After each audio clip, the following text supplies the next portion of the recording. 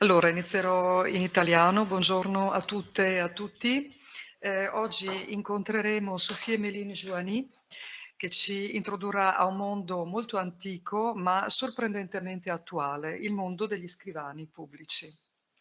Devo dire che, come tanti, ero convinta anch'io che la figura dello scrivano pubblico fosse scomparsa da tempo, insieme alla divisione sociale prodotta dall'analfabetismo. La cosiddetta rivoluzione scolastica, nella mia mente, aveva saputo colmare il divario tra le persone e dunque tutti sarebbero stati in grado di accedere ai servizi pubblici ed esercitare i propri diritti.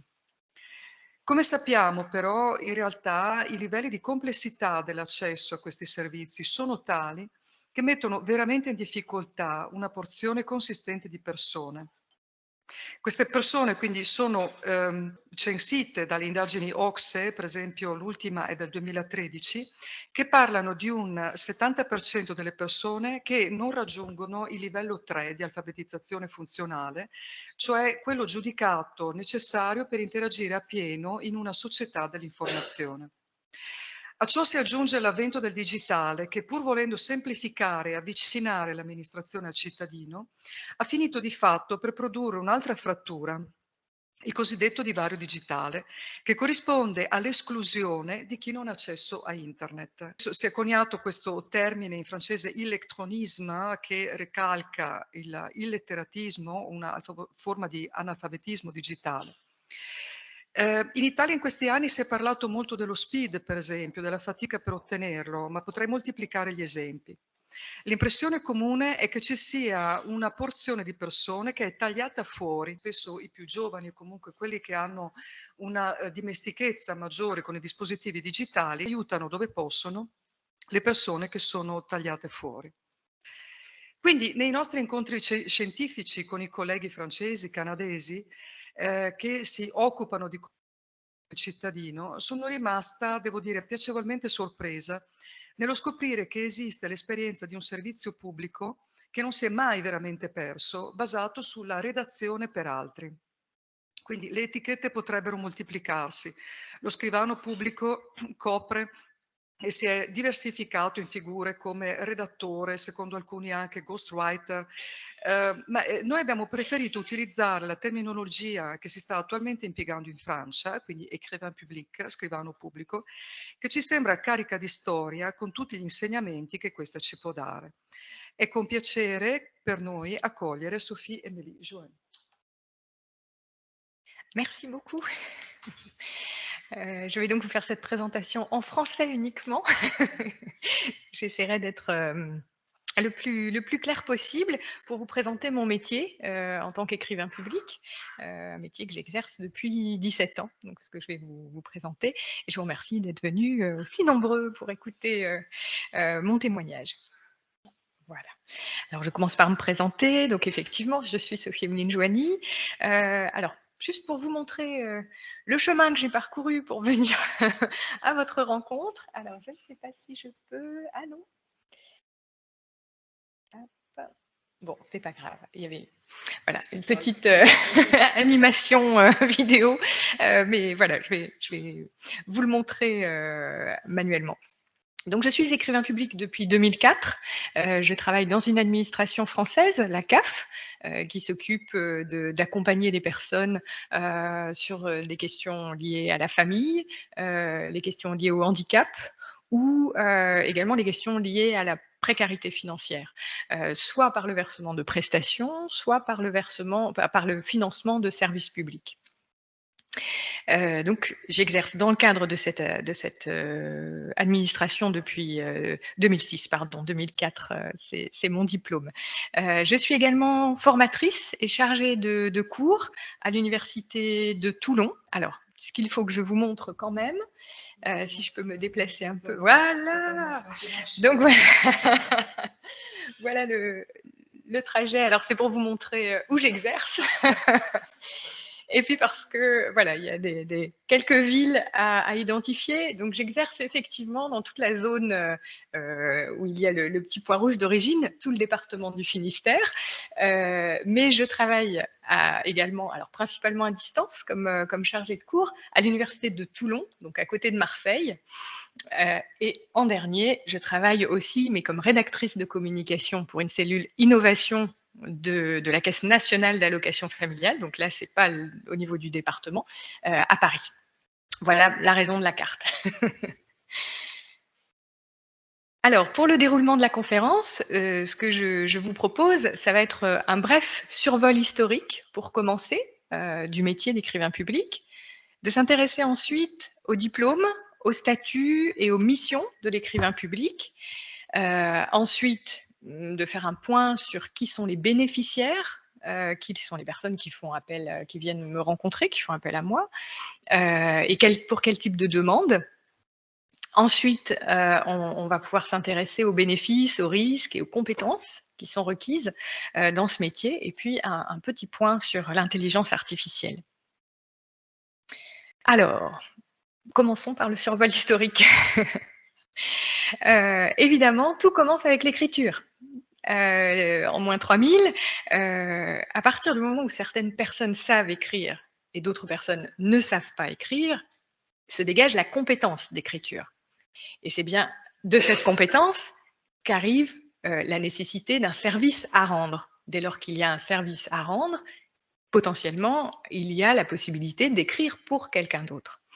C'est donc qu'il y a à prendre en compte non seulement le service à rendre par l'écriture, cette compétence d'écriture, mais aussi le besoin social.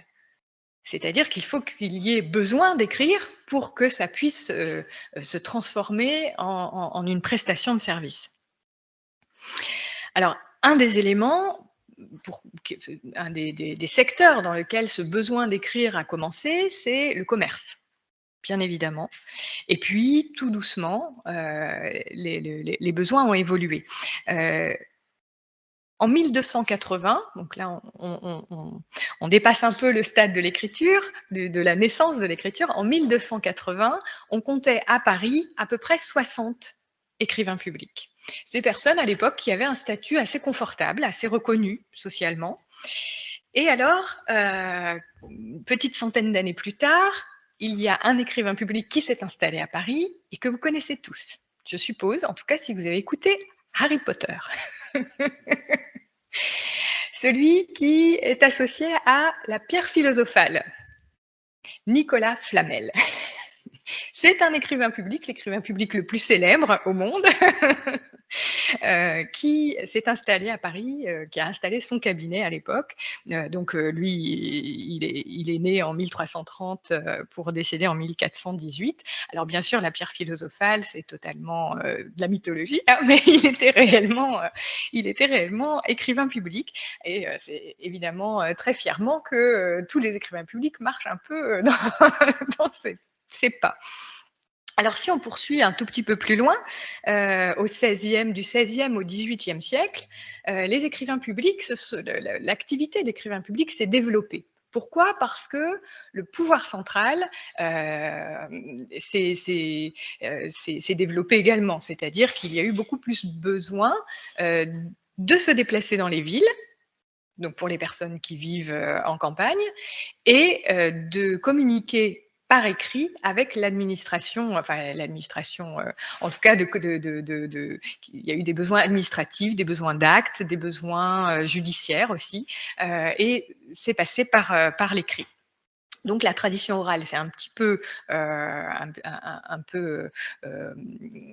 résorbée face aux besoins de l'écrit. Et donc à cette époque-là, on constate qu'il y avait des corporations dites de maîtres jurés de Paris. Ça traduit simplement une volonté de s'organiser, d'exister, parce qu'il y a beaucoup d'autres corporations dans d'autres métiers qui existent à cette époque-là, et donc de donner une forme de notoriété. En réalité, ces corporations, tout doucement, sont restées sur elles-mêmes et ont disparu.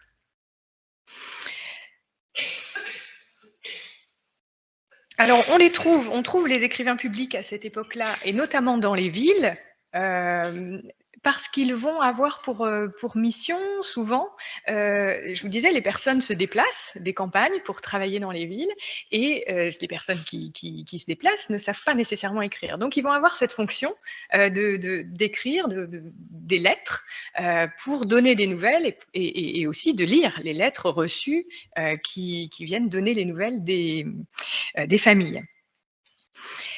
On voit qu'à cette époque-là, l'écrivain public fait l'intermédiaire entre les lettrés qui connaissent, qui maîtrisent l'écrit, et une partie de la population, donc c'est les aristocrates beaucoup, et une partie de la population qui est beaucoup plus modeste. Et les écrivains publics n'ont plus le statut qu'ils avaient dans les années 1200. Ils ne sont pas très bien vus, pas très appréciés par les lettrés. Alors pourquoi?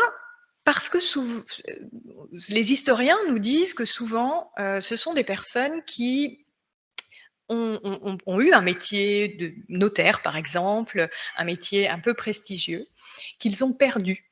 Parce qu'ils ont fait quelque chose qu'il ne fallait pas faire. Et ils se rabattent sur le métier d'écrivain public. Alors, dans certains cas, et ça perdure encore un petit peu aujourd'hui, cette mauvaise réputation. Dans certains cas, les écrivains publics étaient sollicités aussi pour faire des faux. C'était donc parfois des faussaires. Et cette réputation perdure, moins aujourd'hui, mais a perduré longtemps. Et alors à cette époque-là, il y avait donc une forte activité dans les villes. À Paris, on va les retrouver souvent. Ils sont installés souvent dans la rue, dans des petites échoppes qui donnent directement dans la rue, une petite échoppe en bois, et ils vont s'installer près des palais de justice. Et à Paris, à cette époque-là, 16e, 18e, il y en a beaucoup autour d'un cimetière qui s'appelle le cimetière des Innocents, qui est un grand bâtiment, une grande structure un peu rectangulaire, et sur tout l'extérieur, il y a la possibilité comme ça d'avoir des petites échoppes, et beaucoup sont installés à cette période-là dans ces petites échoppes. Et alors, ce qui perdure encore aujourd'hui, c'est que très souvent, les écrivains publics ont plusieurs métiers. C'est rarement, alors ils sont nombreux, mais pour autant, ils sont assez rares à n'avoir qu'une seule activité et à ne vivre que de cette activité. Les historiens nous disent que certains écrivains publics vont avoir, par exemple, l'activité de vente de billets de loterie. Voilà, donc des activités qui parfois sont complètement différentes de l'activité d'écrivain public. Alors, donc ce que je vous disais, ils écrivent des lettres aux familles, notamment donc de la part des jeunes qui arrivent en ville. Alors des demandes en mariage, des lettres de rupture aussi, on en a retrouvé. Sur un plan plus pratique, ça va être la tenue de livres de comptes. Et c'est là parfois qu'il y a des petits faux qui sont rédigés, qui sont demandés. Mais aussi sur le plan plus juridique, dès lors que les demandes ne nécessitent pas l'intervention d'un juriste. Donc, et ça, c'est toujours le cas aujourd'hui. On intervient souvent avant d'avoir recours à un notaire, à un avocat, et quand ça n'est pas nécessaire. Et donc à l'époque, ça allait se traduire par des demandes de grâce, par exemple. Ce qu'aujourd'hui, on va nommer des recours gracieux. On utilise encore le mot grâce dans l'expression recours gracieux ou demande de remise. Alors, si on poursuit un petit peu, il me semble, Madame Vecchiato, que c'est ce que vous avez dit en introduction. Si je ne parle pas italien, alors je n'ai pas tout saisi. Mais effectivement, la généralisation de la scolarité dans les années 1900 a transformé un petit peu les choses. Ça tient évidemment à une loi, la loi Jules Ferry de 1882, qui instaure l'école gratuite et laïque en France, et surtout obligatoire, de l'âge de 7 ans à l'âge de 12 ans. Donc, il y a une obligation pour les jeunes gens d'aller à l'école. Alors, bon, ils y vont dans les campagnes souvent en lien avec les travaux de ferme, hein, les travaux de champ. S'il y a une récolte, très souvent, ils ne vont pas à l'école. Donc, c'est pas toujours extrêmement suivi, mais il y a quand même une généralisation de la scolarité. Et alors, parallèlement à ça, il y a de fait des instituteurs dans les communes, dans les villages, et c'est souvent à l'instituteur que les personnes vont demander à rédiger un courrier quand il y a nécessité d'en faire un. Donc ils n'ont pas, les instituteurs, ce n'est pas leur métier d'être écrivain public, mais en parallèle de leur métier d'instituteur, ils se retrouvent souvent, pour les uns et les autres, c'est celui qui sait écrire, qui l'apprend à la population, et donc c'est souvent à lui que l'on fait appel quand il y a besoin de rédiger quelque chose.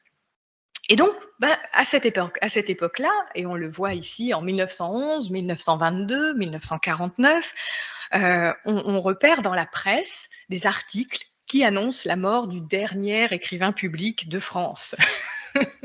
Bon, donc c'est qu'il n'y en a plus 400 ou 500 comme avant, c'est qu'il en reste vraiment très très peu pour que la presse annonce la mort du dernier écrivain public de France.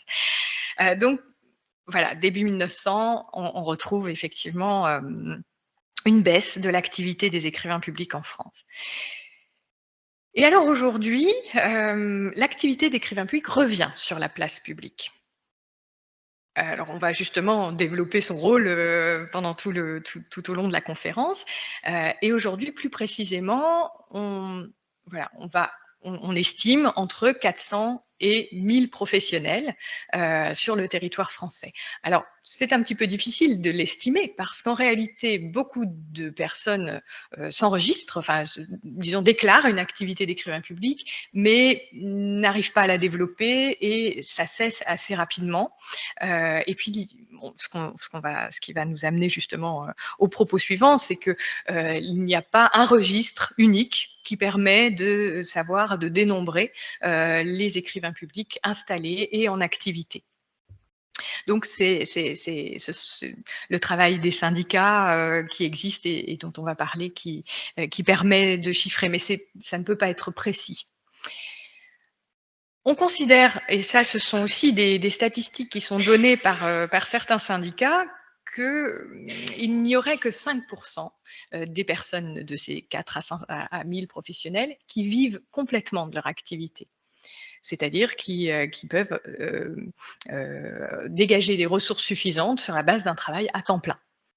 Les autres personnes, donc 95%, soit peuvent travailler à temps partiel, soit ont une activité, comme je vous le disais, alors peut-être qu'ils ne vendent pas les billets de loterie autour du cimetière des Innocents, mais ils ont quand même une activité à côté, ou alors une rente qui leur permet une activité à temps partiel.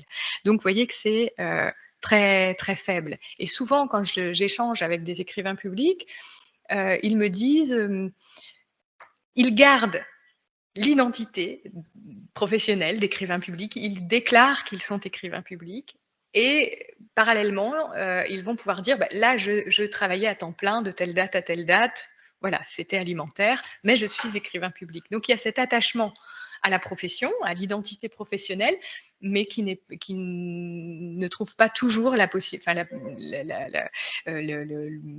contexte qui permet de ne travailler que comme écrivain public aujourd'hui. Et donc, ce ne sont pas des corporations, mais il existe depuis 1980 pour le plus ancien, qui est l'Académie des écrivains publics de France. Il existe 4 syndicats nationaux. Alors j'appelle syndicats, ce sont des regroupements. C'est pour trouver un terme générique. Nationaux parce qu'en réalité, il existe aussi des associations et PACA Sud dans le sud de la France. Il existe plusieurs, l'EPSO également dans le cas. Il existe plusieurs groupements locaux.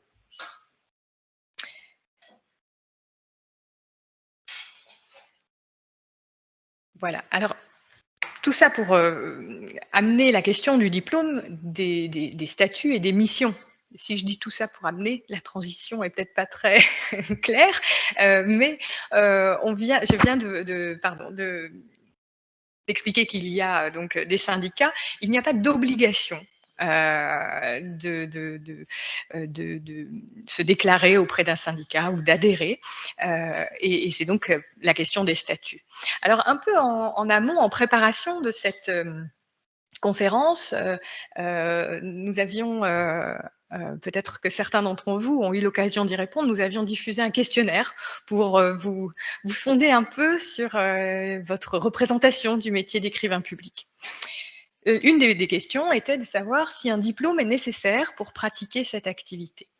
Alors voilà les réponses au questionnaire que les étudiants auxquels les étudiants ont bien voulu répondre. Pour 8% d'entre vous, il n'est pas nécessaire pour pratiquer le métier d'avoir un diplôme, et je mets mes lunettes, pour 91%, c'est nécessaire. Et bien, c'est les 8% qui ont gagné, bravo à vous, parce qu'effectivement, ce n'est pas obligatoire en France. La législation française n'impose pas d'être titulaire d'un diplôme pour pratiquer ce métier. Alors, cependant, il existe quand même des formations spécifiques.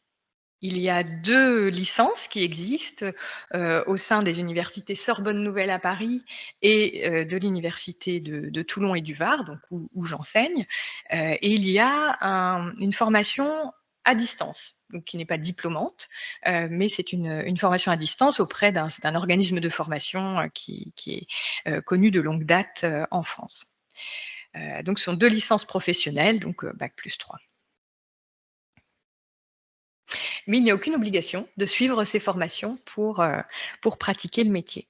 Et c'est un peu ce qui explique, selon moi, le fait que certaines personnes, on parlait du nombre de personnes qui choisissent de démarrer une activité d'écrivain public, et que beaucoup s'arrêtent en cours de route assez rapidement parce que sans formation, peut-être qu'effectivement c'est un petit peu plus compliqué de développer pleinement l'activité. Alors, se pose aussi la question du statut. On vient de voir qu'il n'y a pas de diplôme obligatoire. Quel est le statut par le biais duquel l'activité d'écrivain public peut se développer? Donc, par statut, très globalement, on parle du régime juridique et fiscal auquel l'activité va être soumise. Alors, le plus fréquemment, les personnes sont travailleurs indépendants, par micro-entreprises ou par le biais d'associations, et ils vont être rémunérés par le biais de cette association. De façon plus minime, les personnes sont salariées d'une administration, ce qui est mon cas. La question qui se pose ici, c'est principalement la question, alors certes du statut, mais surtout de savoir quelle va être est-ce que le service va être gratuit ou payant pour le bénéficiaire? Si la personne est travailleur indépendant, il va falloir qu'elle trouve des fonds si elle veut pouvoir proposer un service gratuit. Donc, la question à ce moment-là ça va être la même chose pour donc que ce soit micro-entreprise ou association. La question qui va se poser, ça va être de trouver des subventions publiques. La plupart du temps, il va falloir essayer de solliciter des subventions publiques pour pouvoir financer des permanences d'écrivains publics gratuites. Et le cas échéant, il faudra effectivement facturer chaque personne pour le service. Alors, je vérifie que j'ai rien oublié des choses que je voulais vous dire, mais non, pour l'instant, c'est bon. Alors, on peut s'intéresser maintenant aux missions, parce qu'il n'y en a pas qu'une, aux missions d'un écrivain public. Ici aussi, vous avez été questionné pour identifier les missions d'un écrivain public. Alors, il y avait peut-être quelques pièges. Le premier point était de savoir si l'écrivain public écrit des livres pour le grand public. Donc là, les 6%, non. Ils ont faux. Effectivement, là, il s'agit davantage du métier d'écrivain ou de romancier. Ça n'est pas l'activité d'un écrivain public. Écrire des articles pour des magazines, pour un magazine, les 4%, vous avez faux aussi. puisque là, il s'agit davantage du métier de journaliste ou d'éditorialiste. Alors, écrire des lettres pour d'autres personnes, c'est évidemment le métier d'écrivain public plus. Et d'ailleurs, on devrait changer, ou en tout cas, on pourrait se permettre de changer le terme pour épistolier public, avec la référence au latin, epistola pour lettre, missive, puisqu'on écrit principalement des lettres. Et souvent, quand le métier n'est pas bien connu et qu'on explique qu'on est écrivain public, les personnes entendent écrivain et pensent effectivement qu'on écrit des livres, qu'on relit des livres pour des maisons d'édition, alors que peut-être le mot épistolier permettrait de savoir que non, on écrit surtout des lettres. Mais donc là, bravo pour les 16%, vous aviez tout à fait raison. L'écrivain public anime des ateliers d'écriture pour des personnes. Alors, c'est un métier à part entière, un métier d'animateur d'atelier d'écriture, mais ça peut arriver qu'un écrivain public prépare des ateliers pour faire écrire d'autres personnes. Parfois, l'idée va être effectivement d'amener à d'autres personnes à s'exprimer par elles-mêmes et à prendre confiance. Il ne s'agit pas toujours de faire à la place d'eux. Alors, c'est un métier à part entière, mais dans le cadre des formations que je vous ai présentées de licence, l'animation d'ateliers d'écriture peut faire partie des cours qui sont enseignés. Donc, ça, c'est du domaine des écrivains publics. Un écrivain public écrit des témoignages ou des biographies, donc c'est spécifiquement le métier de biographe, mais oui, et c'était déjà le cas, je vous parlais des 60 écrivains publics dans les années 1280 à peu près, les familles qui voulaient laisser trace justement de leur histoire familiale faisaient appel à des écrivains publics pour écrire des biographies. Donc c'est pas quelque chose de nouveau, contrairement peut-être aux ateliers d'écriture, ça fait partie du package des écrivains publics parmi les services qu'ils peuvent proposer. Alors, réviser des écrits d'autres personnes, vous avez choisi à 22% qu'un écrivain public peut réaliser ces activités, c'est vrai. Alors, c'est aussi le métier de correcteur que de corriger les fautes d'orthographe, de typographie.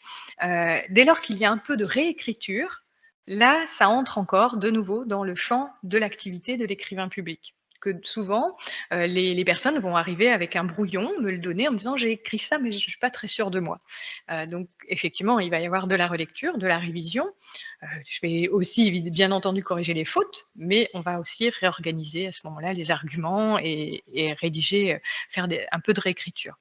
Donc oui, ça fait bien partie des activités d'un écrivain public, ou ça peut. Il lit les lettres ou les documents, et explique les lettres ou les documents, pardon, aux personnes qui demandent de l'aide. Pour 26%, tout à fait, ça fait bien entendu partie de l'activité pleine et entière d'un écrivain public. Et enfin, il enseigne des techniques d'écriture. Alors ça, quand il a un peu d'expérience, effectivement, la transmission de savoir, comme pour toute expertise, peut faire partie de l'activité par le biais de l'enseignement, de la formation professionnelle et de la formation continue. Et puis les techniques d'écriture, elles évoluent parce qu'elles évoluent beaucoup en fonction des outils. En introduction, je vous disais que j'étais diplômée depuis 2004. En 2004, on n'utilisait pas on ne communiquait pas par mail. Internet était très peu utilisé.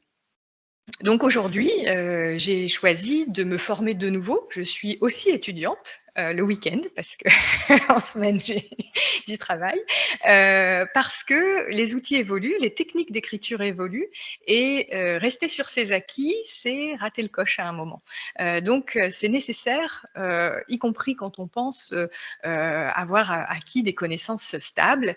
En réalité, c'est nécessaire de se réinterroger, ses pratiques, de se confronter à de nouvelles consignes, à de nouveaux outils, à de nouveaux challenges d'écriture, de pouvoir aussi travailler avec d'autres étudiants pour pouvoir voir les différentes approches et avec des étudiants d'autres générations, parce que ça permet de dépoussiérer et d'actualiser nos pratiques. Ça, c'est très personnel, hein. Alors, ce que je vous propose, ça va être de s'intéresser plus particulièrement à un des aspects du métier. Parce que ce qu'on vient de voir, c'est qu'effectivement, le métier d'écrivain public, il est à la croisée de beaucoup d'activités. Écrire les courriers, oui, c'est le principal, mais on voit qu'il peut animer des ateliers d'écriture, on voit qu'il y a, voilà, on a pu le lire, les biographies familiales qui entrent en ligne de compte. Alors, quels sont les critères qui déterminent le métier d'écrivain public? Les lettres, oui, et derrière ça, bien sûr, l'écriture. Mais il y a un deuxième critère qui est essentiel et qui permet de mieux comprendre, de définir le métier d'écrivain public, c'est l'autre. C'est qu'il y a nécessairement une personne pour qui on va écrire. S'il n'y a pas cette personne pour qui on va écrire, eh ben, c'est pas le métier d'écrivain public. Alors, ce que je vous propose de faire, ça va être de s'intéresser plus particulièrement au métier d'écrivain public à vocation sociale, c'est-à-dire le métier que je pratique dans le cadre des permanences, le métier d'accompagner les personnes dans leur démarche. On ne va pas s'intéresser au métier, à l'activité biographie, atelier d'écriture, on va s'intéresser, je vous propose donc précisément au métier d'écrivain public à vocation sociale. Il est possible, quand j'en parle, que j'utilise le mot allocataire. Ce sont les bénéficiaires des prestations dans le cadre de l'administration dans laquelle je travaille. On verse des allocations et donc on nomme les personnes allocataires. Donc par réflexe, je risque de dire allocataire au lieu de bénéficiaire. Je vous préviens pour que vous puissiez suivre mieux l'explication. Voilà. Alors, le métier de l'activité d'écrivain public à vocation sociale a un périmètre d'intervention en 2 axes. Le premier, qui va être l'assistance administrative et numérique, et un second, qui est l'aide rédactionnelle. Donc, dans un premier cas, on va davantage, on va le voir plus en détail, ça va être plus intéressant. Alors ici, ce sont des données de 2022 de mon activité. Alors ça donne une représentation. C'est évidemment que ce n'est pas figé, c'est une année dans le Finistère. Voilà, c'est donc un focus, mais pour vous donner une petite représentation. Vous voyez qu'en rose, c'est l'assistance administrative. Alors qu'est-ce que j'inclus dans ce périmètre? Il va s'agir de la relecture, quelqu'un qui va avoir besoin de me présenter son document et simplement me demander de le relire. L'intervention auprès des partenaires, c'est-à-dire contacter une autre administration, contacter un professionnel pour cette personne, au nom de cette personne. Alors, clairement, un travailleur social, je ne vais jamais le faire en dehors de la présence de cette personne. La personne est dans mon bureau, elle me demande de contacter ou pour les besoins de son dossier, il va falloir contacter une autre administration. Je ne contacterai cette autre administration par téléphone que si cette personne est toujours dans mon bureau et avec son accord. Voilà. Un travailleur social, lui, va pouvoir intervenir. Il a un mandat différent qui est plus long avec un suivi, un accompagnement. Et là, il s'agit de réaliser des missions pour une personne, mais dès lors qu'elle est présente physiquement. Alors, toujours en rose, on a l'intervention interne. Alors, évidemment, c'est exactement la même chose. Hein, c'est intervenir auprès d'autres services de l'administration où je travaille, et bien entendu, donc auprès de la CAF du Finistère. Dans certains cas, les personnes viennent pour un courrier ou une démarche, et puis finalement, ils n'avaient pas la bonne idée. Il n'y avait pas cette démarche à effectuer. Donc, dans ces cas-là, le service va être de donner les renseignements, de réorienter, d'indiquer à la personne quelle démarche elle va devoir effectuer. Dans d'autres cas, il s'agit simplement de lire. La personne ne comprend pas un courrier qu'elle a reçu et elle souhaite simplement qu'on lui en fasse la lecture et qu'on lui confirme ce qu'elle a compris si elle a réussi à lire un peu, ou simplement qu'on lui en fasse la lecture parce qu'elle ne sait pas lire. Et puis bien sûr, ici, on intègre aussi, alors ce que je n'ai pas dit plus haut, c'était les téléprocédures. Les formulaires, c'est la même chose que les téléprocédures, mais sur papier. Donc c'est ce qui se faisait un peu plus avant. Je pense qu'au fil du temps, la petite barre formulaire, le pourcentage de formulaires va diminuer au bénéfice du pourcentage de téléprocédures, puisqu'effectivement, on utilise moins de papier et beaucoup plus de démarches en ligne. Donc ça, on peut supposer que c'est une évolution à attendre, à venir. Donc il s'agit ici des différentes activités qu'on peut rattacher à l'assistance administrative. Et alors, évidemment, l'aide rédactionnelle, principalement pour presque 50% des situations, c'est la rédaction de courrier. Ça peut être aussi la réécriture, les CV. Et les récapitulatifs, il n'y en a pas beaucoup, mais ce sont des demandes assez complexes et très longues.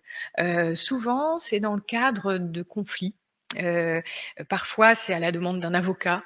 Quand il y a une situation un petit peu longue, alors, je peux vous donner un exemple. Il y a une tempête chez nous, il y a beaucoup de vent en Bretagne, et le toit d'une maison neuve a été arraché. Donc, toute la famille, avec 5 enfants, s'est trouvée sous l'eau. Et la procédure a été assez longue avec l'assurance. Et donc, il a fallu, sur plus de 2 ans, récapituler pour la famille toutes les démarches qu'elle a pu engager et expliquer, pas seulement récapituler de manière chronologique, mais bien expliquer tout ce qu'a vécu la famille pour pouvoir ensuite permettre à l'avocat de s'appuyer sur ce travail-là récapitulatif pour chiffrer sa demande de dommages, etc. Dans d'autres cas, ce peut être dans le cadre de violences familiales ou conjugales. Les faits, voilà, la situation s'est dégradée pendant 20 ans et il faut expliquer comment, en 20 ans, les relations se sont compliquées et où la violence a trouvé sa source. Donc ça peut arriver aussi, et souvent, là, il y a beaucoup d'émotions en jeu, en plus, pour les personnes, hein. Alors justement, qui sont ces personnes? Et voyons plus précisément quel type de demande elles peuvent faire.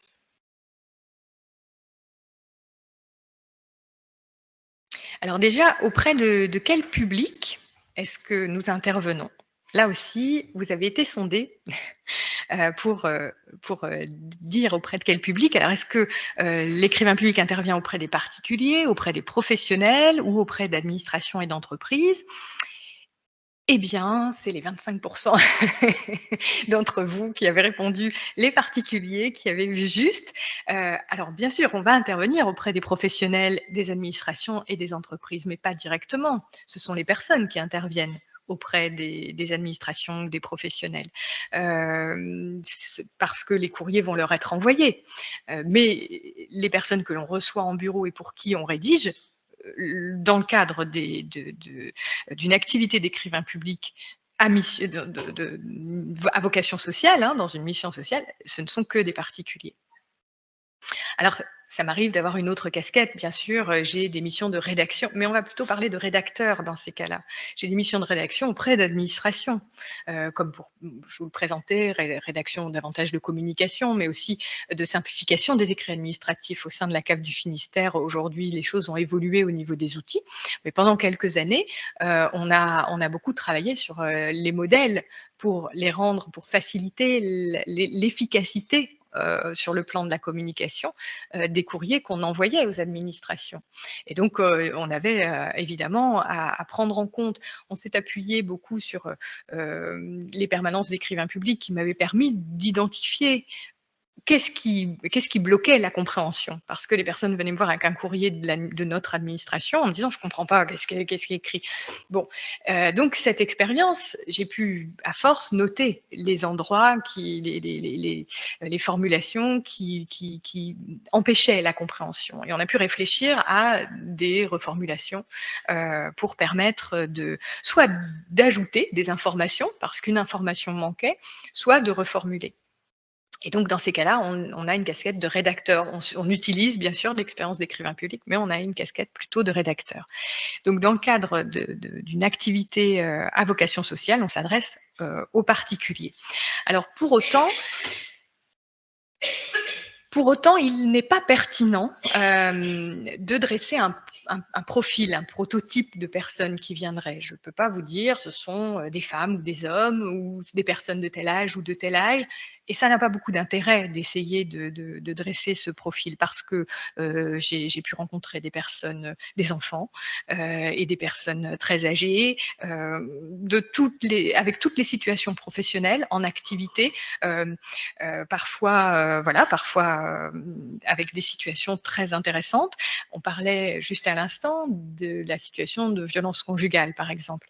Eh bien, une personne qui va avoir une activité très prestigieuse peut se trouver dans l'incapacité d'exprimer quelque chose qui l'affecte sur le plan émotionnel. Donc, c'est pas lié à la situation professionnelle ou au niveau de diplôme. Ce que je vous propose en revanche de regarder pour essayer de comprendre qui sont les personnes, ce sont les freins à l'autonomie. On intervient parce qu'on a une compétence d'écriture. Donc, ce qui est intéressant, c'est de voir pourquoi cette compétence, elle est sollicitée. Qu'est-ce qui freine l'autonomie? Alors, si on regarde, ça fait partie aussi des questions que je vous avais posées. Donc voilà dans quel vous deviez, de mémoire, pour les personnes qui ont répondu, indiquer quels étaient les motifs, les freins à l'autonomie qui pouvaient, quels étaient du premier, enfin du plus important au moins important. Alors nous avons la méconnaissance des pratiques administratives. On ne comprend pas quelle est la démarche à effectuer. La non-maîtrise du français à l'écrit, un handicap physique ou mental, l'analphabétisme, l'illettrisme et ce dont on parlait en introduction, l'électronisme, donc cette difficulté à utiliser toutes les procédures dématérialisées, et le manque de confiance en soi. Alors, en vis-à-vis, je vais vous proposer là aussi sous forme de statistiques, mais je vais indiquer le classement, si on peut appeler un classement. Alors, ce sont des données que j'ai pu repérer sur plusieurs dizaines d'années. Ça vous donne une idée. Il n'y a pas une étude précise. C'est vraiment ces données viennent d'une observation sur le terrain. Donc, à utiliser avec un peu de précaution. Et puis, la deuxième précaution que moi je vais prendre pour vous les présenter, c'est aussi de considérer qu'il peut y avoir ça peut être imbriqué, il peut y avoir plusieurs critères. Quelqu'un peut à la fois présenter un handicap et à la fois manquer de confiance, et les deux souvent vont être liés. Donc, alors, vous avez tout à fait raison. Pour 31%, dans 31% des cas, c'est la méconnaissance des pratiques administratives qui va conduire les personnes à venir demander de l'aide à un écrivain public. La non-maîtrise du français n'arrive qu'en 3e position. Le handicap, physique ou mental, n'arrive qu'en 5e position. Et ici, alors je n'ai pas la possibilité de distinguer, mais il est évident que l'électronisme est quelque chose d'assez nouveau. Ça fait quelques années que l'électronisme, parce que le recours aux téléprocédures devient plus important. Mais ça ne fait que quelques années finalement que ça apparaît de manière en prenant plus de dimensions. Pour l'instant, les données chiffrées que je peux vous transmettre réunissent le tout. Mais ce qu'il est important de noter, c'est que c'est un public que je ne rencontrais pas avant, qu'on ne voyait pas avant. C'est-à-dire que c'était des personnes qui étaient autonomes, qui maîtrisaient parfaitement l'écrit, qui maîtrisaient leur démarche administrative, mais qui, dès lors que l'outil change, que le canal change, se retrouvent dans l'incapacité de réaliser la démarche. Donc, ce sont des personnes dont l'enseignement de l'outil, en l'occurrence d'Internet et de toutes les démarches numériques, ne fait pas partie du socle d'apprentissage, notamment scolaire. Et donc, c'est bien le manque de confiance en soi qui arrive à 23% en 2e.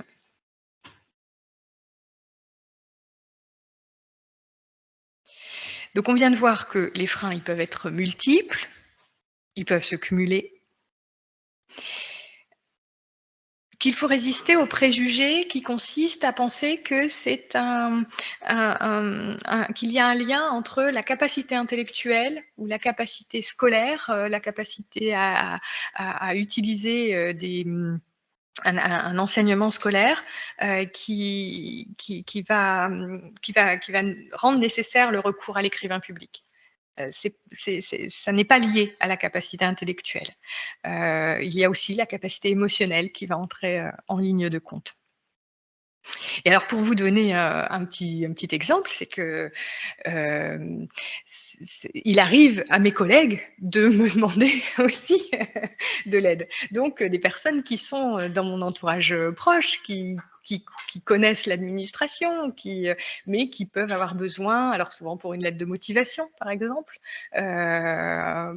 qui peuvent avoir besoin d'une relecture, parfois d'une réécriture, mais on a souvent besoin d'un second regard, d'une seconde approche. Alors, j'ai oublié une diapo, mais c'est pas bien gênant. Si on s'intéresse un peu aux demandes, je vous disais qu'effectivement, les personnes qui viennent en permanence, ce sont des particuliers, mais que les courriers, les formulaires, les procédures qui sont réalisées le sont à destination de structures. Alors, majoritairement, à presque 60%, ce sont bien sûr à des administrations que s'adressent les démarches et les courriers. Un peu plus de 15%, ce sont des courriers qui sont destinés à la justice, dans un cadre ou à des représentants de la justice. Également à 10% à peu près, donc vous voyez que vraiment l'administration, ça domine tout. Mais il va y avoir aussi une petite proportion, 10% à peu près, de personnes qui vont avoir besoin d'écrire dans un cadre de consommation. C'est-à-dire, alors j'ai inclus dans la consommation tous les organismes que l'on peut choisir. La caisse d'allocation familiale, on ne la choisit pas. Si on a besoin de prestations, on doit faire une demande. Ça va être notre régime d'affiliation qui va déterminer que c'est la caisse d'allocation familiale qui va payer. En revanche, pour un organisme de complémentaire santé, donc on va avoir le système général, et puis à côté, pour compléter les remboursements de frais de santé, on va pouvoir choisir une mutuelle. Donc ici, il s'agit d'un choix d'avoir un contrat avec cet organisme-là. Donc il s'agit finalement de tous les organismes avec lesquels on peut avoir un contrat. Le téléphone, le loyer, enfin le bail. Et ça représente donc 10% de nos demandes. Un tout petit peu plus, on est à 11-12% des personnes ont besoin d'écrire à un particulier. Alors, ça peut être un membre de la famille. Donc, bien sûr, très rarement, parce que dans le cadre des permanences d'allocation familiale, c'est un peu différent, mais très rarement, il y a quelques lettres d'amour. Ce qui n'est pas toujours simple à réaliser. Alors, pas tant parce que c'est difficile de parler d'amour et d'écrire sur l'amour, mais parce que les personnes elles-mêmes ne sont pas toujours claires avec leurs sentiments. Donc, il m'est arrivé, par exemple, d'accompagner une dame qui voulait écrire une lettre d'amour à son compagnon, mais qui n'avait que des critiques.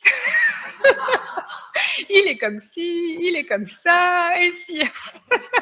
J'ai commencé à transpirer en me disant comment je vais faire. Donc, bon. C'est ça. Donc, il faut accompagner la personne, et très souvent, et c'est pareil pour les administrations, et très souvent, il faut accompagner la personne pour expliquer, essayer de trouver ce qui va être important. Ça amène une compétence dont on parlera juste après. Les particuliers, de la même façon, donc je parlais de courriers intrafamiliaux. Il y en a d'autres qui m'ont un petit peu touchée et dont je me souviens. Il y a un monsieur, par exemple, qui était séparé, qui tous les mois envoyait une carte pour accompagner le chèque de paiement de pension alimentaire de son ex-épouse, avec qui il était resté proche. Il rencontrait un problème physique parce qu'il avait du diabète et tout doucement, il perdait la vue. Donc, il ne pouvait plus écrire lui-même les cartes. Donc, j'écrivais la carte, je faisais le chèque. Une fois j'ai signé son chèque, je dis ah non. Donc, ça, c'est le petit risque dont on parlera. Mais donc, je l'ai prévenu, je suis obligée d'annuler votre chèque, c'est vous qui devez le signer. Mais voilà, par exemple, une petite carte qu'il fallait rédiger tous les mois. Dans un autre cas, il s'agissait par exemple d'un monsieur, un grand-père, dont la petite fille, la maman avait quelques difficultés, elle avait été hospitalisée et la petite fille avait été placée en famille d'accueil. Le contexte était un peu conflictuel, donc c'était très surveillé.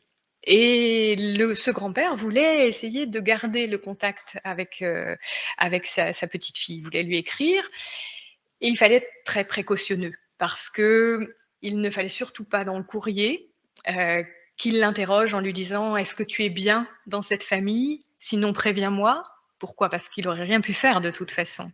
Donc, il ne fallait pas, il fallait faire très attention à ce qu'il ne remette pas en question le placement. Sinon, le courrier, il aurait été interrompu, ne serait pas arrivé à la petite fille. Il y avait donc la nécessité était d'accompagner le monsieur sur le choix de son discours, sur le choix de ce qu'il voulait écrire à sa petite fille et ce qu'il valait mieux écarter pour conserver un lien durable et une correspondance durable.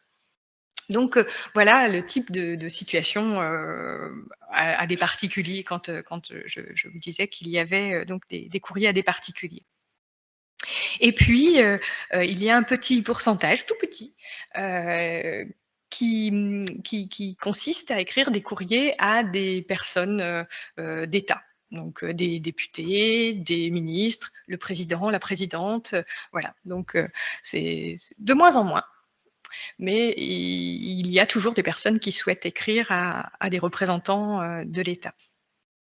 Alors, je l'ai dit un petit peu, si on regarde les domaines dans lesquels les courriers, les domaines sur lesquels portent les courriers, j'ai parlé de la vie de famille, ça c'est un quart des demandes qui concernent la vie de famille, mais encore plus que ça, c'est les demandes liées au logement.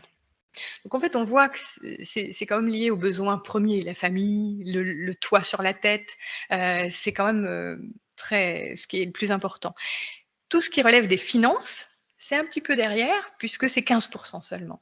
Donc l'argent, c'est important, mais le toit sur la tête et la famille, ça l'est encore plus. Et puis après, à équilibre, on a la santé, l'emploi et tout ce qui va relever du droit. Donc, par exemple, tout ce qui ne nécessite pas l'intervention d'un avocat, d'un notaire, toutes les démarches, par exemple, changer de nom de famille, c'est une démarche administrative que l'on peut faire qui deviendra une démarche qui va entraîner effectivement une démarche judiciaire derrière, mais la demande, elle va être la demande initiale ne va pas nécessiter l'intervention d'un juriste.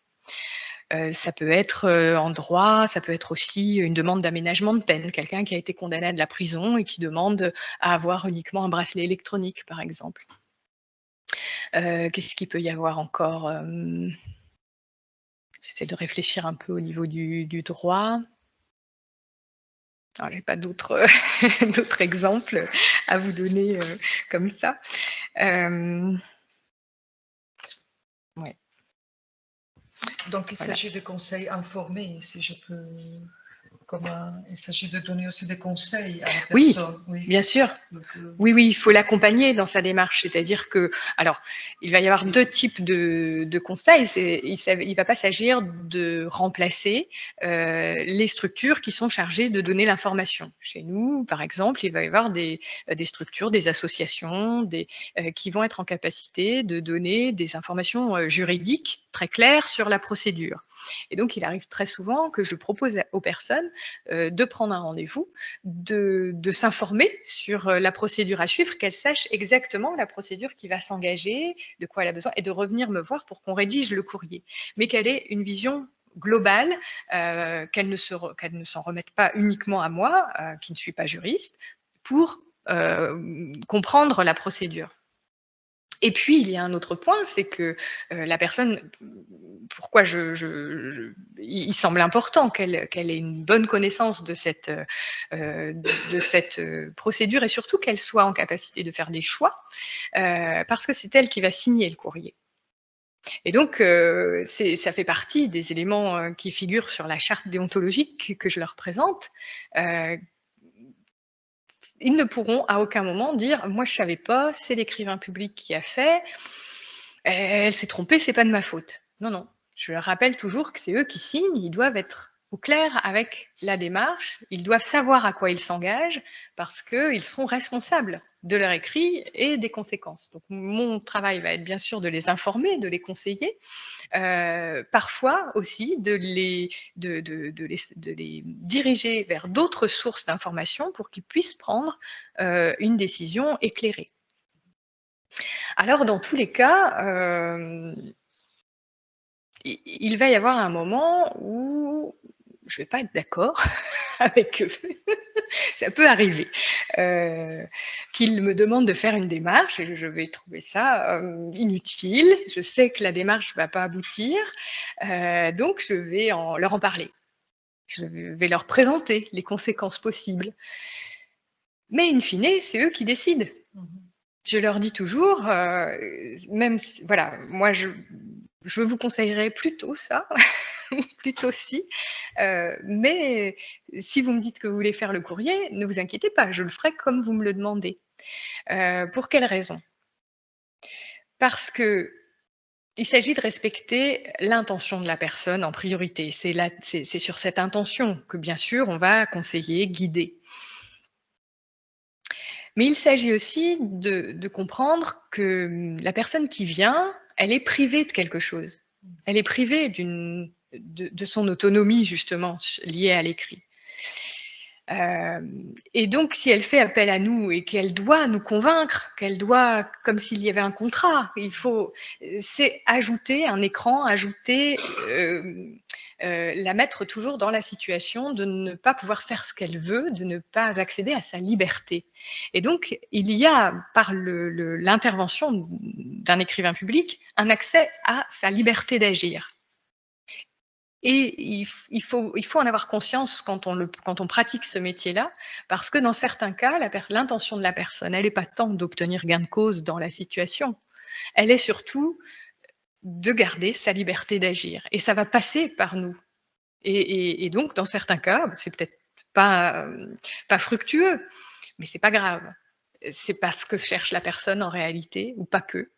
Et donc, c'est important de ne pas perdre ça de vue.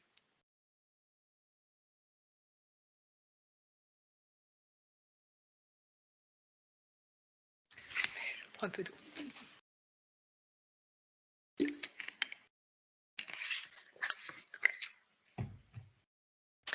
Alors, on va s'intéresser peut-être maintenant aux bénéfices, aux risques et aux compétences. Je retrouve mes papiers. Alors, de la même façon, ici, je vous avais demandé, selon vous, quels étaient les bénéfices à pratiquer le métier d'écrivain public.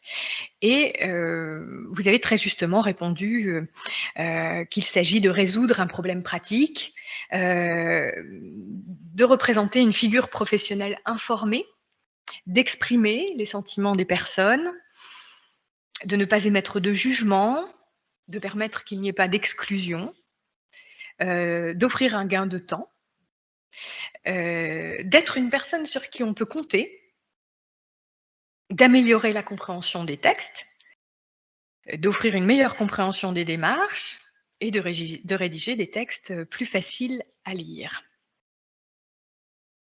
Alors effectivement, les bénéfices, il va y en avoir de 3 ordres pour l'usager. Pour l'usager, il va s'agir de faire valoir ses droits.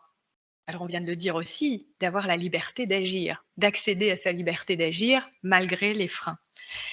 Mais de faire valoir ses droits, de défendre ses intérêts, de maintenir un lien administratif, social, familial, et puis de diminuer son stress.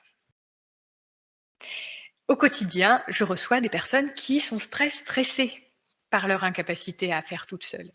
Il faut composer avec ce stress tous les jours. Il va y avoir des bénéfices pour l'administration. Le premier va être, bien sûr, quand toutes les procédures sont faites correctement, c'est de diminuer les flux de contacts, d'éviter que les personnes nous contactent plusieurs fois pour une seule demande. Donc ça, c'est un bénéfice, bien sûr, pour les administrations. Et quand on va travailler avec les administrations, on va leur expliquer qu'effectivement, pour une seule demande, il peut y avoir parfois 3, 4 contacts, alors que si la personne est passée par un écrivain public, la demande devrait normalement être efficace tout de suite. Et puis la deuxième chose qui est importante, c'est d'apaiser la relation avec l'administré. Dans certains cas, les personnes se trouvent en situation de ne pas avoir réalisé une démarche dans le temps imparti ou d'être en conflit avec l'administration pour un problème de dossier. Et donc, il peut y avoir des incivilités, des agressions, des verbales, physiques. Il peut y avoir un certain nombre de manifestations de mécontentement. Mais dès lors que la personne a pu trouver quelqu'un qui explique ce qui s'est passé, qui reprenne par écrit, qui fasse le courrier, qui raconte les faits et formule les demandes. La personne s'apaise parce qu'elle a pu s'exprimer jusqu'au bout, laisser son stress, son mécontentement de côté. Il est toujours sous-jacent, mais il ne s'exprime pas de manière éruptive, de manière comme un volcan. Donc à l'accueil, ça peut arriver que les collègues m'appellent quand je suis présente et que j'ai pas déjà des rendez-vous, qu'elles m'appellent ou ils m'appellent pour me dire: «Est-ce que tu peux recevoir cette personne? C'est un peu tendu». Après, nous avons des services, dans l'administration dans laquelle je travaille avec, une médiatrice, nous avons un service spécifique, qui existe. Mais quand on devine que juste, voilà, réaliser la démarche de recours ou peut suffire, c'est important de pouvoir, activer ce levier-là. Et puis alors pour l'écrivain public, il y a beaucoup de satisfaction quand même à faire ce métier, parce qu'on a affaire à des personnes qui sont dans des situations parfois, difficiles, et on n'est pas impuissant. On est utile, on peut aider parce qu'il y a un écrit qui est réalisable. Et donc on est toujours, presque toujours dans la situation d'être utile à quelqu'un, d'apaiser son stress, de dénouer une situation. Et ça, c'est au quotidien, c'est quelque chose de formidable à vivre. On est confronté aussi à des demandes qui sont extrêmement variées. Donc, il n'y a pas de lassitude dans le travail parce que tous les jours, on termine avec un premier entretien, souvent c'est 45 minutes, on termine avec un premier entretien, on boit un peu d'eau, et puis on accueille une nouvelle personne et c'est complètement différent. La personne est différente, son histoire est différente, sa demande est différente et alors on est épuisé à la fin de la journée, mais c'est complètement passionnant. Ça donne l'impression qu'il y a de la couleur tout le temps, plein de couleurs différentes. C'est absolument, fantastique parce que ça induit aussi des interactions humaines, très, très riches. Ce qui est formidable avec ce métier, c'est que s'il peut m'arriver par moment d'avoir encore des préjugés sur les personnes, de voir une personne arriver et spontanément de me faire une opinion de cette personne, de me dire cette personne est comme ci ou comme ça. J'ai toujours faux. Donc j'essaye de ne plus avoir de préjugés parce que c'est toujours faux. C'est jamais les petites idées. Donc à chaque fois je me dis bah tu t'es encore fait prendre. Alors, après les bénéfices, voyons peut-être les risques. De la même façon, je vous ai interrogé sur les risques. Et alors, ce qui est marrant, c'est effectivement, vous avez relevé le fait de faire des erreurs, de risquer une mauvaise interprétation, de banaliser un texte, de ne pas comprendre une personne et peut-être de souffrir de manque de reconnaissance. Alors le manque de reconnaissance, je pense que ça touche tous les métiers de la rédaction. C'est quelque chose avec quoi il faut un peu composer parce que il faut mettre son ego de côté. Nous, on sait qu'on est utile. Il ne faut pas toujours attendre la reconnaissance extérieure pour trouver une source de contentement dans le métier. De rémunération, si, mais de contentement, pas nécessairement. Donc, dans les réponses que vous avez données, il apparaît que les risques sont liés à la compétence de la personne. Faire des erreurs, banaliser un texte, sont des risques qui seraient liés à la compétence. Ce n'est pas tout à fait vrai. C'est-à-dire qu'à partir du moment où on est un professionnel, où on est formé, on est outillé, on a les bons outils pour travailler, le risque d'erreur, il est réduit. On en fera peut-être un peu au début, puis il y en a toujours, parce que tout travail humain comporte un risque d'erreur. C'est dans l'équation. Mais dès lors qu'on est formé à ce métier-là, on n'en fait pas, voilà, c'est pas un risque quotidien. Les risques qu'on peut observer sont là aussi, de 3 ordres. Ils vont être liés aux conditions de travail, et notamment à la question de la confidentialité des données. C'est-à-dire que les courriers vont être informatisés. Donc, il faut s'assurer de la confidentialité sur le plan informatique du dossier qui contient les courriers, qui vont être très précis. Je vous parlais des récapitulatifs, par exemple, de violences conjugales. Sur 20 ans, c'est très confidentiel. Et le nom de la personne apparaît sur le courrier. Enfin, il faut donc y prêter très attention et vérifier avec l'administration, si on travaille pour une administration, que ces données que la confidentialité est assurée. La confidentialité des personnes qui se trouvent en rendez-vous quand on les accueille, ça veut dire essayer d'avoir un bureau, on appelle souvent un box parce que souvent c'est pas un grand bureau, mais si possible fermé. C'est pas toujours possible d'avoir un bureau fermé, mais si on peut, c'est quand même important. Là aussi, il peut y avoir des choses un peu sensibles, les personnes doivent pouvoir se sentir libres de parler. Ça relève souvent de l'ordre de l'intime. Pas toujours, quand il s'agit de résilier le contrat avec la téléphonie, c'est pas intime, mais ça peut arriver quand il s'agit d'écrire à sa petite fille, c'est intime. Donc ça, le risque, c'est de ne pas avoir ces conditions de confidentialité. Et puis, tout bêtement aussi, l'insonorisation du bureau. Des fois, il y a des cloisons, mais on entend absolument tout ce qui se passe d'un côté et de l'autre. Alors cela dit, quand il y a des personnes qui sont un peu révoltées, c'est bien que les collègues entendent aussi. Donc, il faut faire attention. Alors ça, c'est le deuxième point, c'est la sécurité physique. Parce qu'il peut y avoir des personnes qui vont manifester des troubles du comportement, avec parfois des violences physiques. Alors en général, en tant qu'écrivain public, on est là pour apporter des solutions. On dit rarement non. Donc c'est facile, on a un rôle assez bien. C'est que même quand il y a un conflit avec l'administration, nous, on dit pas non, on fait le courrier. Donc en général, ça se passe bien.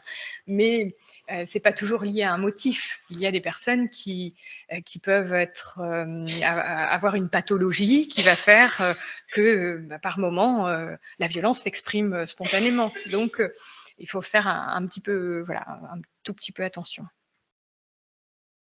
Et surtout, ne jamais refuser de les recevoir, sauf si la violence physique est trop importante, mais ne jamais refuser de recevoir, parce qu'on le disait, la liberté d'agir, eh bien, quand on a un trouble du comportement, parfois avec une obligation d'avoir un référent qu'on va appeler un tuteur ou un curateur qui va faire à la place d'eux, il peut arriver que la personne veuille reprendre un peu d'autonomie, un peu de distance, faire quelques lettres, par exemple à l'avocat, et pour pour demander justement l'allègement de ces mesures de protection des majeurs.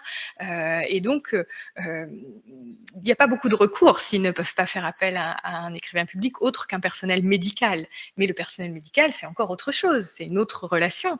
Donc, c'est pas toujours... bien sûr, c'est un interlocuteur majeur pour ce type de relation. Mais la personne peut avoir ce souhait et il n'y a pas de raison qu'elle n'y accède pas dans notre société à un peu d'autonomie. Donc, dès lors que c'est validé aussi par l'équipe soignante et qu'elle peut faire ces démarches-là en autonomie, il n'y a pas de raison de ne pas accueillir cette personne-là. Il faut faire attention juste aux conditions. Quand ça m'arrive, si je sais que la personne peut être un peu violente, je vais prévenir autour en disant « Bon, passez de temps en temps, parce qu'il y a des vitres dans les bureaux. Si vous pouviez juste regarder. » J'avais reçu un monsieur qui avait une fois croqué un doigt, mangé un doigt. Et une collègue était venue me prévenir, me dire « Ton rendez-vous est arrivé. Il est bizarre. Il a souri d'une drôle de manière, j'ai cru qu'il allait me mordre. » Tu crois pas si bien dire. Et alors ce jour-là, j'avais du vernis à ongles rouges, vous voyez que j'en mets plus. Et tout le long, je me suis dit « Oh, il regarde mes doigts, il regarde mes doigts. » Bon, ça c'est la petite anecdote. Mais voilà, il faut faire parfois un petit peu attention quand même. Et puis j'en ai parlé un tout petit peu, le risque, c'est aussi un risque émotionnel. Parce qu'on est face à des personnes qui parfois pleurent, qui sont parfois très affectées par la situation qu'elles vivent. Et on se retrouve dans la situation de recevoir toute cette émotion toute la journée.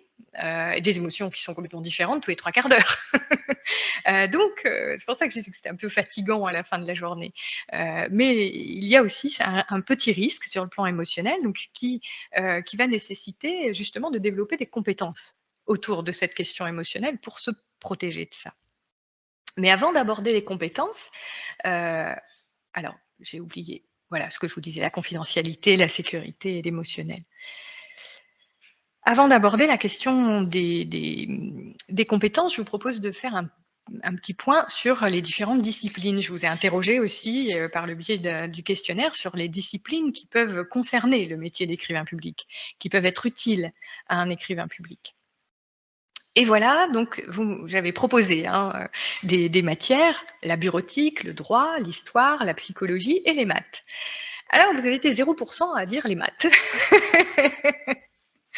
Alors effectivement, tout va dépendre des écrivains publics, du secteur dans lequel ils travaillent, mais effectivement l'histoire va toujours être un peu important, notamment s'il y a une petite question de biographie, ça peut être important. Le droit, c'est très important. La bureautique, si vous-même vous ne savez pas faire, ça peut être quand on accueille aujourd'hui des personnes en situation d'électronisme, donc avec cette fracture avec l'outil, si vous-même vous ne le maîtrisez pas, ça peut être un petit peu plus compliqué d'accompagner la personne.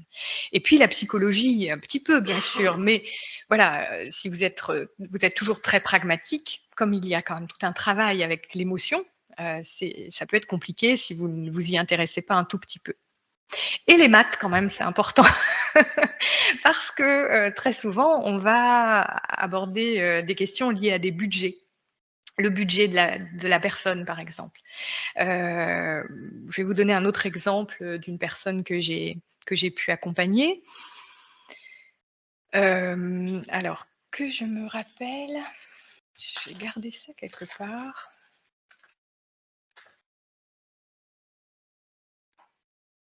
Ouais. C'est une personne qui venait me voir parce qu'elle avait perçu un peu trop d'argent de notre administration et elle devait la rembourser. Et elle n'avait pas les moyens de la rembourser, donc elle voulait faire une demande de remise de dette. Et puis, alors, bien sûr, on a fait la demande de remise de dette, mais je lui ai proposé de regarder un petit peu, si elle le souhaitait, son budget, pour voir si il n'y avait pas un courrier à faire, une démarche à entreprendre par un courrier, pour essayer de dégager un peu plus de ressources pour elle. Est-ce qu'il n'y avait pas quelque chose qui n'allait pas dans son budget? Elle a accepté. C'est une personne dont l'activité était de faire des ménages chez des particuliers. Donc, elle avait 10 employeurs, 10 contrats différents. Et en France, depuis quelques années, je vous ai parlé de complémentaire santé, donc des contrats pour avoir pour le remboursement d'une partie des soins.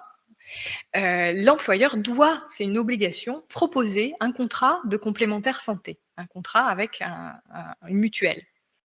Et la dame avait dit oui à tout. Elle avait 10 mutuelles, elle avait 10 contrats. Eh oui. Donc et à partir du moment où on a contracté avec une mutuelle, on a le droit de refuser les autres. Donc on a fait 9 courriers de résiliation. Elle a choisi celle qu'elle voulait conserver. On a fait 9 courriers de résiliation. Et quand elle est revenue me voir, elle m'a dit bah, j'ai fait le calcul, ça m'a permis d'économiser à peu près 2 000 € par an. Oui. Donc c'est important un peu de savoir compter. Peut-être les maths, peut-être pas les fonctions, mais de savoir compter et faire un budget, c'est important. Voilà, une petite anecdote sur les maths.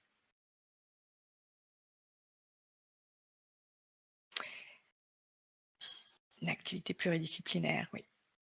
Alors, si on en vient aux compétences. Là aussi, je vous ai proposé de classer ces compétences. Alors en réalité, je ne vais pas vous donner de résultats, vous avez tous bon, parce que toutes ces compétences-là sont importantes. La capacité à reformuler, à synthétiser, à vulgariser un discours. L'actualisation des connaissances, c'est-à-dire être capable de connaître les listes des pièces à joindre pour une demande, connaître les procédures de recours des autres administrations. Donc il faut être constamment en veille d'informations.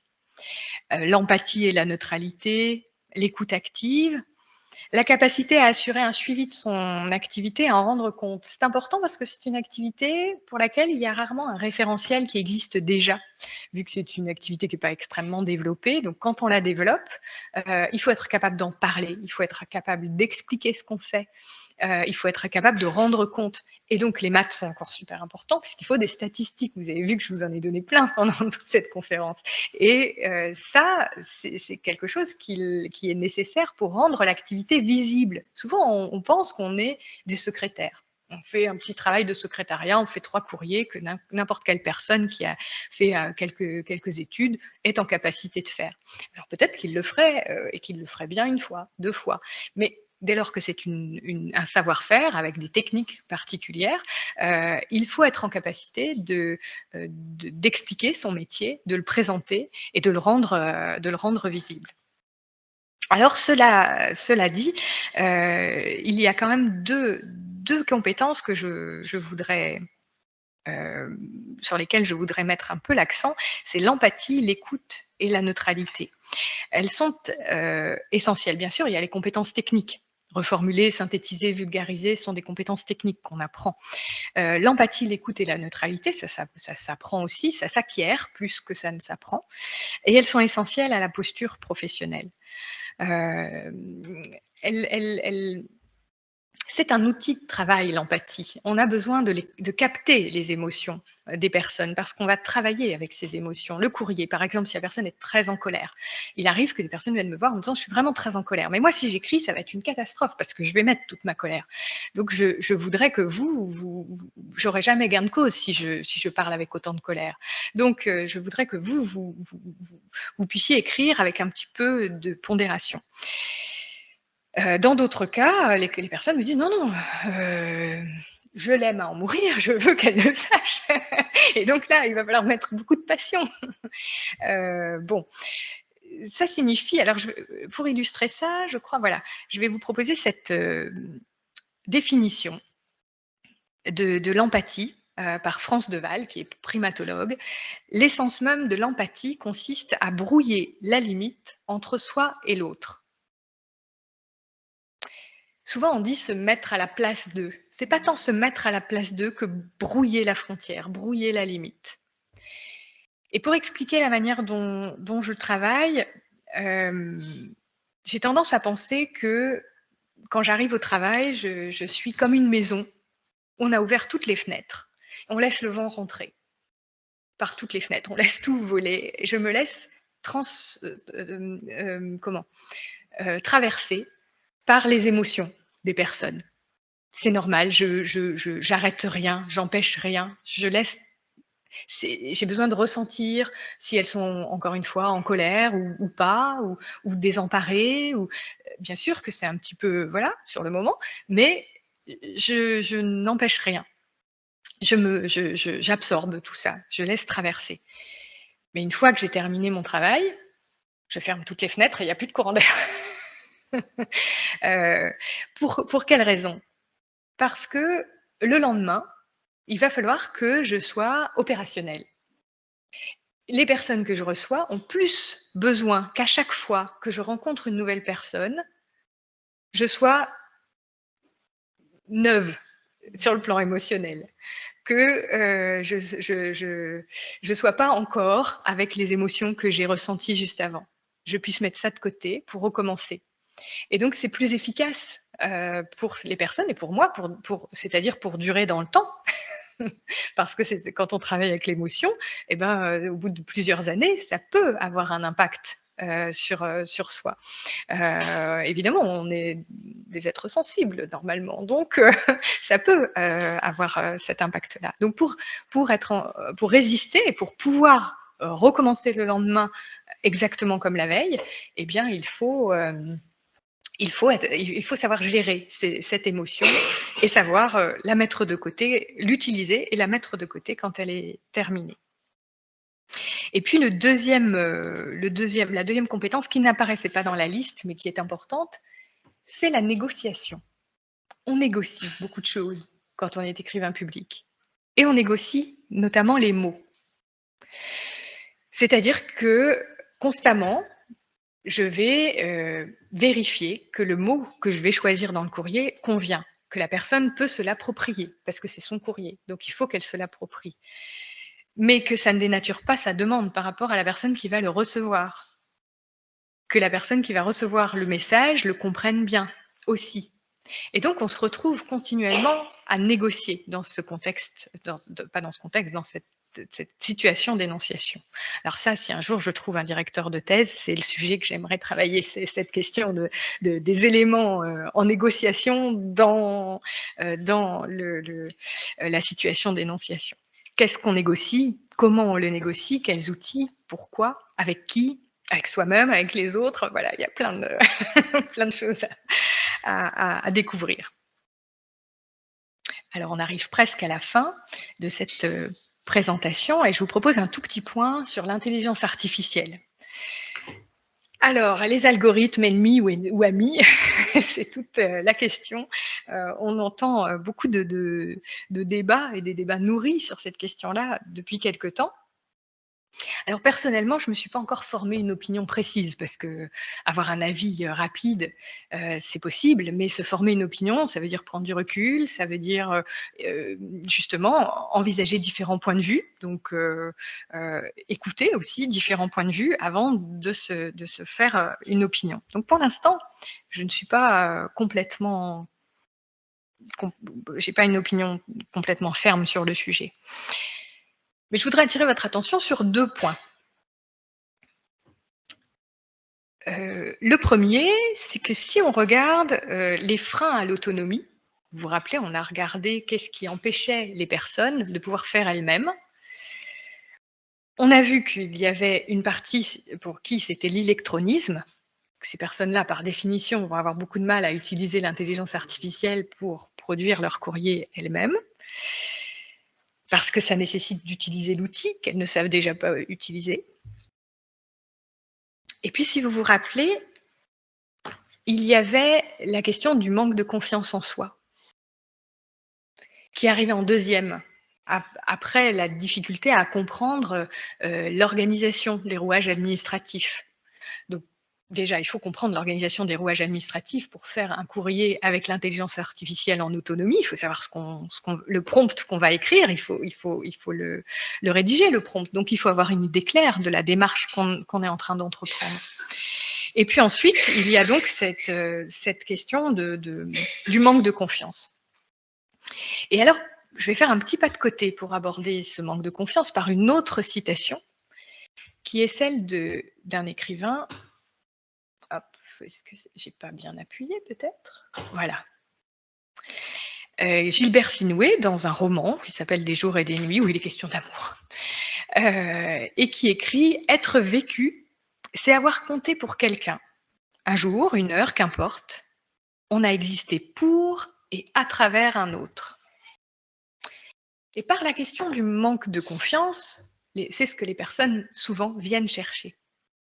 Ils ont besoin que leur expérience soit validée par quelqu'un. Leur expérience de malheur peut-être, mais ou leur expérience de détresse, ou leur expérience, parce que souvent il y a un problème quand ils viennent.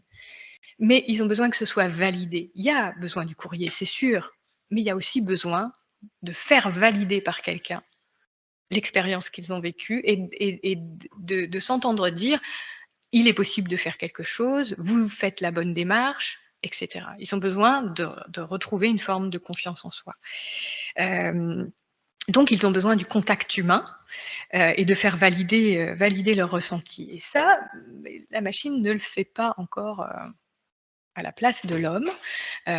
Donc, voilà deux aspects qui font que l'être humain a une place.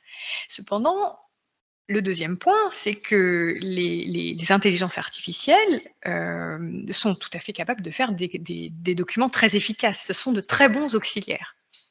Donc, selon moi, c'est très utile pour nous qui rédigeons, avec la nécessité d'être bien formés pour être capable de bien contrôler. En France, il y a beaucoup de débats sur la question de l'intelligence artificielle et notamment utilisée dans le domaine du droit, de la loi, et notamment dans le domaine judiciaire, des jugements qui sont rendus. Et la notion de contrôle devient extrêmement importante. Faire l'usage d'un auxiliaire génératif, d'un algorithme génératif, c'est très utile, mais il faut avoir la connaissance pour vérifier le travail qui a été fait, le corriger éventuellement. On a le gain de temps, on a surtout, et ça c'est phénoménal, c'est formidable, c'est la possibilité d'utiliser tellement l'accès à tellement de données, de fouiller un nombre incalculable de données, et en droit avec la jurisprudence par exemple, c'est absolument formidable pour aller retrouver quelque chose. Donc de ce point de vue-là, on n'est pas capable d'aller sur ce terrain-là, donc c'est très bien qu'il y ait des outils. Par contre, il faut garder une forme de connaissance assez pointue pour pouvoir contrôler le travail et ensuite le valider. Alors, c'est pas moi qui le dis, hein, c'est un des membres du Conseil d'État de France, une des plus grandes cours de la justice en France. Donc, c'est un point important. Et alors, pour terminer, je vous propose aussi de vous interroger sur l'outil à utiliser.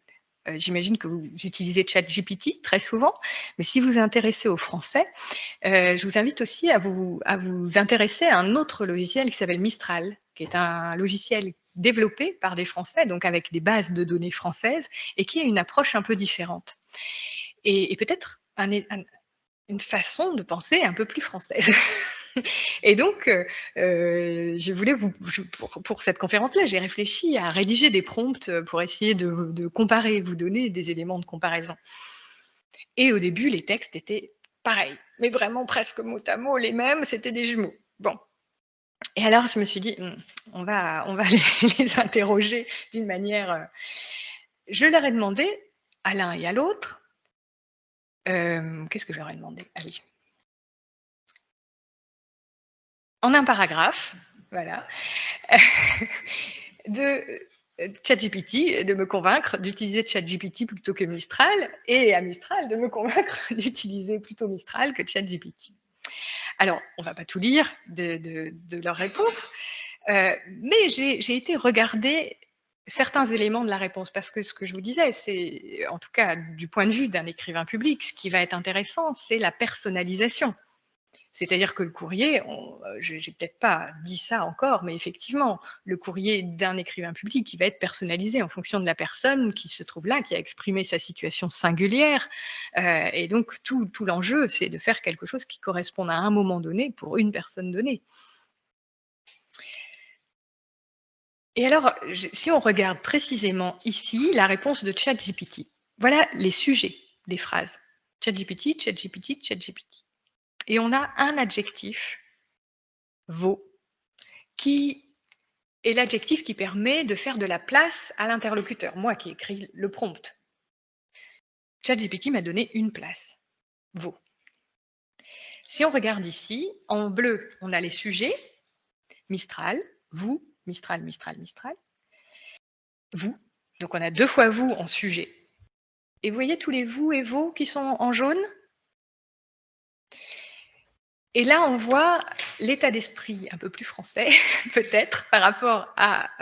alors, Mistral vient d'être acheté par Microsoft, donc c'est une information que je n'ai pas vérifiée. Donc, mais voilà, est-ce que ça conservera cette approche française? Mais voilà, pour moi qui m'intéresse à la place de l'autre dans les propos, pour me convaincre, Mistral s'est adressé à moi. N'a pas vanté de façon détachée les mérites de l'outil, mais s'est adressé bien à moi. Voilà, c'est une petite illustration sans aller regarder de près le texte d'une approche qui peut être différente d'un outil à l'autre. Et donc, selon ce que vous recherchez, ça peut parfois être intéressant de comparer, en tout cas si vous utilisez pour la langue française, de comparer les 2 versions. Voilà. Nous arrivons, me semble-t-il, au bout de la conférence et je termine par une dernière citation de Marguerite Yourcenar qui a écrit « La lettre écrite m'a enseigné à écouter ». La voix humaine. Merci beaucoup pour votre écoute.